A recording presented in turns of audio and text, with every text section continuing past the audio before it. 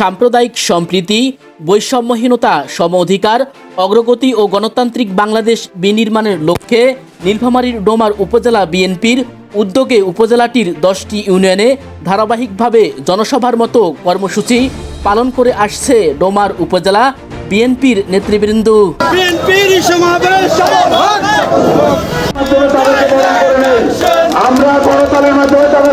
গত 20 সেপ্টেম্বর শুক্রবার ডোমার সদর ইউনিয়ন বিএনপির ডাকে আয়োজিত বিশাল সমাবেশ সফলভাবে সম্পন্ন হয়েছে।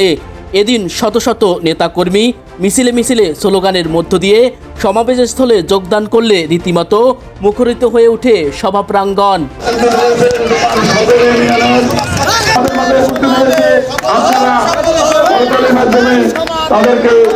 এদিন ডোমার সদর ইউনিয়ন বিএনপির সাধারণ সম্পাদক রুহুল আমিনের সঞ্চালনায় সমাবেশে সভাপতি হিসেবে উপস্থিত ছিলেন সদর ইউনিয়ন বিএনপির সভাপতি অধ্যাপক গোলাম মোস্তফা এবং প্রধান অতিথির আসন অলঙ্কিত করেছিলেন ডোমার উপজেলা বিএনপির সভাপতি রিয়াজুল ইসলাম কালু।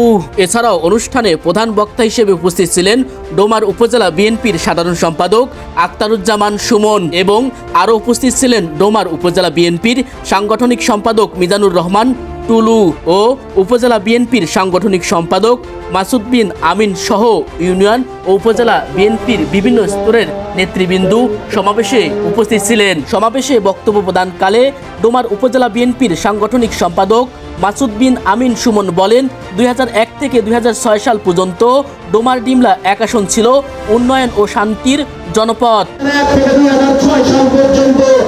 এই অঞ্চলটি নীলফামারী এক আসন পরিচিত হয়েছিল উন্নয়নের জনপদ হিসাবে, শান্তির জনপদ হিসাবে। সেই উন্নয়নের জনপদ এবং শান্তির জনপদের অগ্রদূত আমাদের প্রাণ প্রিয়তা ইঞ্জিনিয়ার সারেশ অঞ্চলের। এছাড়াও সমাবেশে বক্তব্য প্রদানকালে উপজেলা বিএনপির সাংগঠনিক সম্পাদক মিজানুর রহমান টুলু বলেন, রাষ্ট্র ক্ষমতায় আসবে একটা রাষ্ট্রের বছর। এই 16 বছরে তারা কি করেছে? তারা আমাদের দেশের 90% মানুষ ইসলামে বিশ্বাস করে, ইসলাম ধর্মের অনুসারী। এই মানুষের মধ্যে যারা ইসলামের কথা বলেছে, ধর্মের কথা বলেছে, তাদেরকে সন্ত্রাসী বানিয়েছে। এছাড়াও সমাবেশে উপস্থিত ইউনিয়ন ও উপজেলার বিভিন্ন নেতৃবৃন্দ বক্তব্য প্রদান করেন। সরকার আমাদের ঘাড়ের উপরে চেড়ে চেড়ে বসেছিল। এই আমাদেরকে আর বাংলাদেশে ফিরে আসতে দেওয়া যাবে না।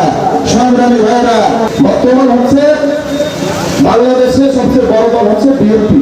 এখন এখানে যেই রাষ্ট্রীয় ক্ষমতায় আসতে চাইবে বিএনপির বিরুদ্ধে কুশিয়া রটে বিএনপিকে নিচে রেখে আসতে হবে।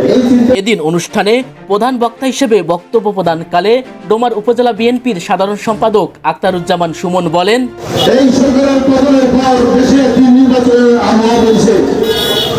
আপনারা জানেন ডোমার ডিমলা এখন নির্বাচন করে আমাদের প্রাণ প্রিয় নেতা ইঞ্জিনিয়ার সাহেব ইসলাম তহিন তার পরিচয় দেওয়ার মতন প্রয়োজন নাই। শুধু একটি বলবো, উনি দেশনেত্রী বেগম খালেদা জিয়ার ভাগ্নে, তার বড় বোনের ছেলে। এই ইঞ্জিনিয়ার তুহিন যদি আমাদের এলাকায় নির্বাচিত হয়, নির্বাচিত হলে এমপি হলে দেশের একটি গুরুত্বপূর্ণ মন্ত্রণালয়ের দায়িত্ব পাবে।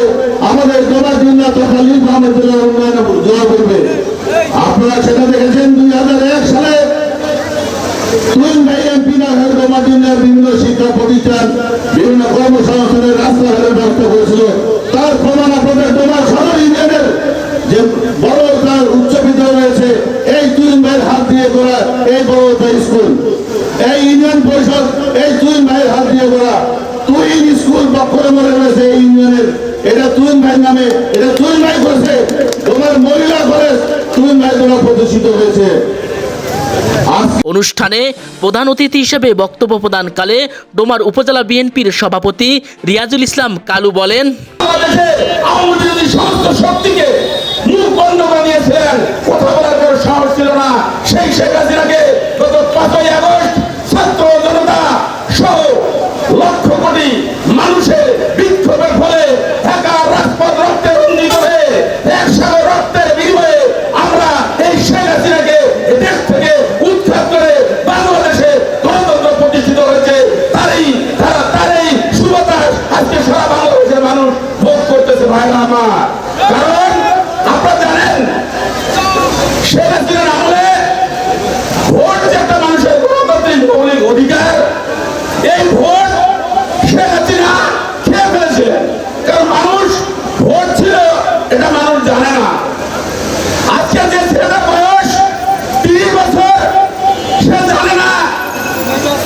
জাতীয় সংসদ নির্বাচন হয়, কারণ জাতীয় সংসদ নির্বাচন 14 সালে দেখেছি বিনা ভোটে হয়েছে, কোনো ভোটার উপস্থিতি ছিল না। 18 সালে দেখেছি সেই দিনের ভোট রাতেই শেষ, আওয়ামী লীগের লোক দেও ভোট পায় এখানে ভোট শেষ। আবার 22 সালে দেখেছি একটি ডামি নির্বাচন। অন্তর্বর্তীকালীন সরকারের অধীনে আগামীতে একটি সুষ্ঠু নিরপেক্ষ নির্বাচন অনুষ্ঠিত হবে এমন প্রত্যাশা করছেন বিএনপির তৃণমূল ও শীর্ষস্থানীয় নেতৃবৃন্দ। Anwar Hossain, village TV 96।